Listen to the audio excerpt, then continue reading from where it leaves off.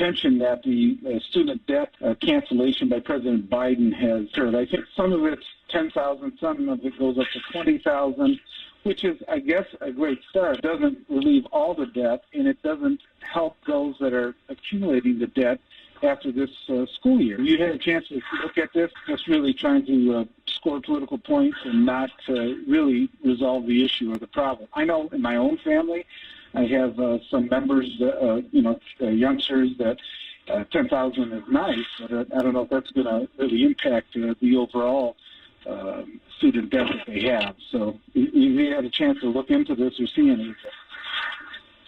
Well, I've seen an overview. I read a couple of the articles, definitely to score political points. At the same time, some people would say you got to give him some credit because he's really, the first president in a while to really try to deal with this. I mean, Barack Obama also introduced some things.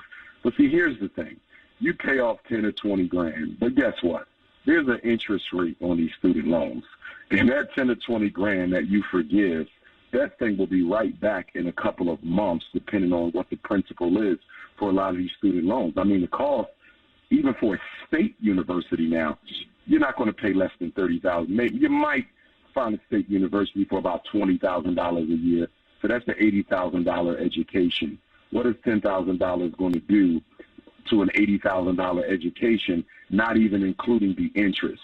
So to me, it's a Band-Aid. It's not a solution. I don't think there's ever going to be any long-term solution for the student loan situation. Why? Because the bankers are eating so comfortably. There's too much money being made off of these student loan traps. And I don't see them going anywhere anytime soon because just as we said about how the teachers' unions are so intertwined with the educational institutions, and just like the drug company money is so intertwined with the professional mental health associations, I would even argue that the banking money is so intertwined in political campaigns. I mean, who are the top donors to the campaigns? I mean, even in front of teachers and police, it's the banks. So I don't see any politician, upsetting the bankers when they're the ones who are rolling these campaigns. I don't see a long-term solution for this. I think we need to start looking at industrial education again for our children, and we need to start fast-tracking them through real estate, investment training, the financial market, and things like that. There's so many other ways to live your life and be comfortable, than to go to college. But, of course, I'm not against college. I got 6 degrees myself. But if that child isn't going to college to major in something that is going to be economically relevant, then you might need to sit them down and have a conversation about that. How do you hold the universities accountable? Because it seems like they can just raise tuition, they can raise costs of dorms and everything else at will. There doesn't seem to be any check and balance on it. You may give some relief to student debt, but it seems like the colleges and universities are able to raise, revenue whenever they want to. Well, you're raising a very good point, which I think would be a good point for the Congressional Black Caucus and local elected officials to take up. So, for example, the blacks in the Michigan legislature, the Senate, and the House of Representatives, they need to start proposing bills that controls the rate of tuition. I think that would be a good way. It's not going to solve the problem overnight, but I do think by controlling the rise of tuition, as you said, because they do pump it up. I remember when I was in college, tuition raised up every single semester. Nobody said anything about it. Nobody did anything about it. So I do think that is a way to begin to put a dent in this. Any organizations that are black, the government infiltrates to keep the education of liberation and the unity in black communities dismantled and separated. If you know anything about the King Alfred Plan, it is in the library. You can look it up. It is not a conspiracy. It is not a lie.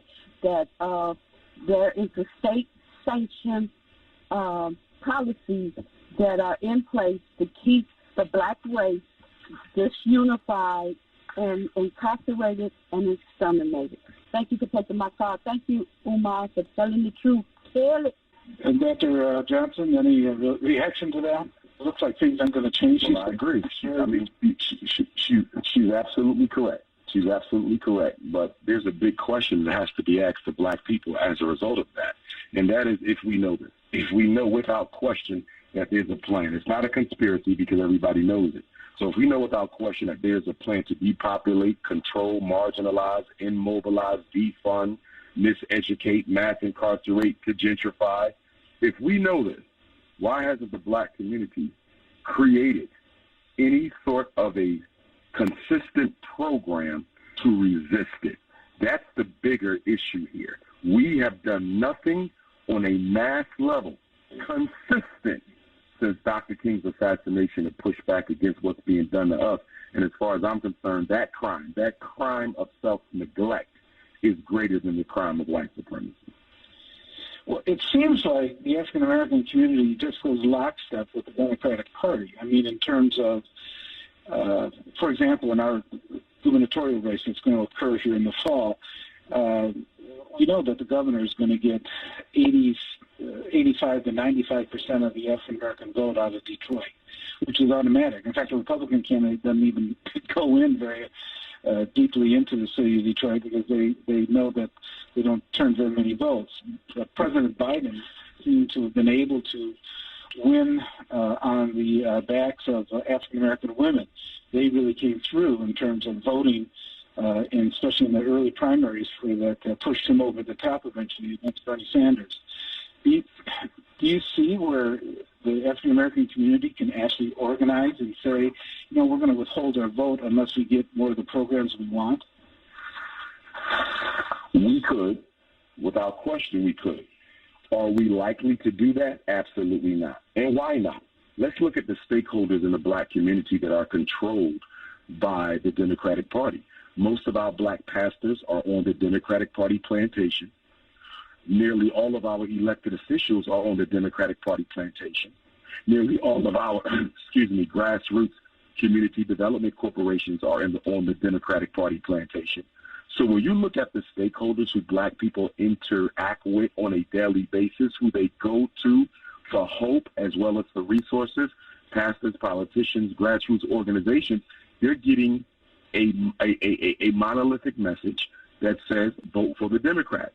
So if the people who I think care about me are telling me to vote Democratic, then I'm going to believe that the Democrats care for me. So really the sin or the crime is not so much the white Democratic Party, but it's their plantation slaves. It's the slaves of the white Democratic Party plantation that are really keeping black people locked in by constantly promising them a better tomorrow is coming through the Democratic Party where they know that it's not. And so why do they lie to black people? It's because they get those crumbs.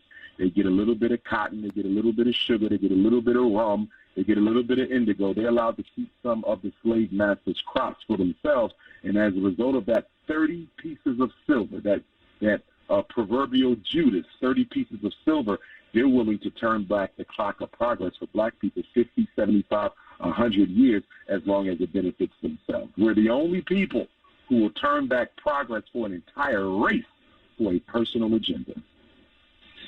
The problem, though, seems to be that, let's say that the African-American community holds back and says, we're not going to do anything until the Democrats show us a real program and start to enact it.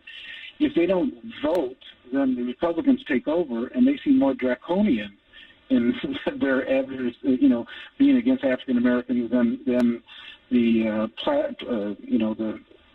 attempts by Democratic Party to at least try some programs and things like that. It seems like the Republicans would be even more draconian facing African Americans if they get in. Here's the question, though. How was Joe Biden's presidency any better than Donald Trump's? How was Barack Obama's presidency, qualitatively, non-emotionally speaking, any better for black people than George Bush's? See, the issue here is not whether neither party will serve black people, because neither party will serve black people. The only question here is, do you want to die a slow, painful death, or do you want to get it over with? The Republicans are going to be direct, honest, upfront, and they're not going to shield their tactics. The Democrats are going to be manipulative, underhanded, emotionally exploitative, but the goal is the same. The Novocaine that the Republicans got is no different than the Novocaine that the Republicans got. The only difference is how they administer. They're both slave masters. They just have a different way of managing their slaves. And the question is, do we want to be a slave at all? That's the question. And too many black people are willing to be a slave as long as the oppression is not as brutal. And that's why we're going with the Democrat, the passive slave masters, versus the Republican, the aggressive slave masters. And people like me are saying, let's get off the plantation altogether, rescind your membership in those parties, build an independent black political base, and demand change from the force of a collection of black votes. We're never going to get anything as long as the Democrats know you're going to vote for them no matter what, and the Republicans know you're going to ignore them no matter what. It's like buying something before you bought the product. How can the business owner respect you?